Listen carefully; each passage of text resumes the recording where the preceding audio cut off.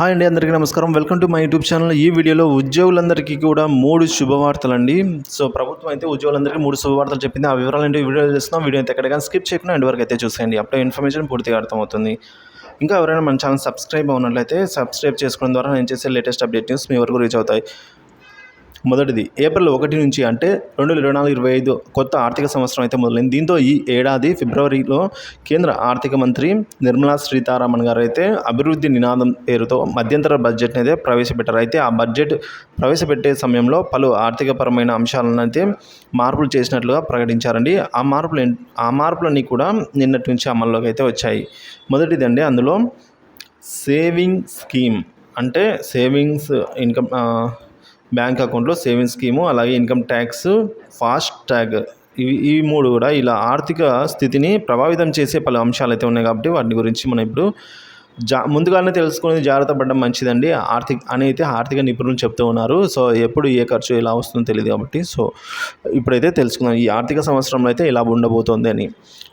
మొదటిదండి, EPF rules. కొత్త EPF rules అయితే వచ్చాయి. ఎంప్లాయీ ఎవరైనా సరే ఏప్రిల్ 1 నుంచి అతను ట్రాన్స్ఫర్ అయిన చోటికి ఈపీఎఫ్ ఆటోమేటిక్గా బదిలీ చేయడం జరుగుతుంది. సో అందుకు సంబంధించి అకౌంట్కి మనం మాన్యువల్గా చేయవలసిన అవసరం అయితే ఏం లేదు. సో ఆటోమేటిక్గా ఈపీఎఫ్ ఖాతా అనేది ట్రాన్స్ఫర్ అవుతుంది.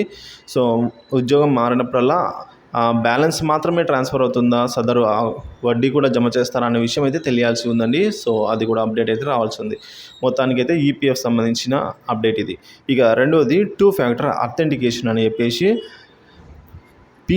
పిఎఫ్ఆర్డిఏ అలాగే సిఆర్ఏ పేరుతో వెబ్సైట్ అందుబాటులోకి వచ్చిందండి. 2 ఫ్యాక్టర్ అథెంటికేషన్.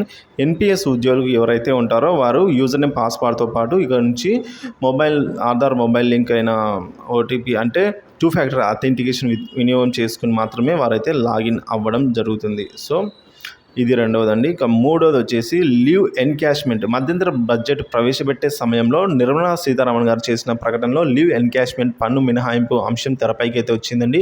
2022 వరకు లీవ్ ఎన్కాష్మెంట్ పన్ను మినహాయింపు అనేది 3 లక్షలకు ఉండేది. ఇప్పుడు దాన్ని 25 లక్షలకు పెంచుతున్నట్టు ప్రతిపాదించారండి. సో పదవీ విరమణ చెందుతున్న ప్రభుత్వేతర సంస్థల్లో ఉద్యోగులకు లీవ్ ఎన్కాష్మెంట్ పన్ను మినహాయింపుపై 25 లక్షల వరకు పెంచడంతో వేతన జీవులు ఏడాదికి 20,000 వరకు లబ్ధి అయితే చేకూరనుంది దీని ద్వారా. ఇది అండి ఇప్పుడు ఈ 3 శుభవార్తలు అయితే ఉద్యోగులకు సంబంధించినవి. ఇప్పటివరకు కొత్త ఆర్థిక సంవత్సరంలో ఇలా అయితే ఉన్నాయి. వీడియో నచ్చినది ఒక లైక్ చేయండి, షేర్ చేయండి. అండ్ ఇన్ఫర్మేటివ్ వీడియోస్ కోసం మన ఛానల్ అయితే సబ్స్క్రైబ్ చేసుకుని అప్డేట్స్ ఫాలో అవుతున్నాను. Thank you for watching this video.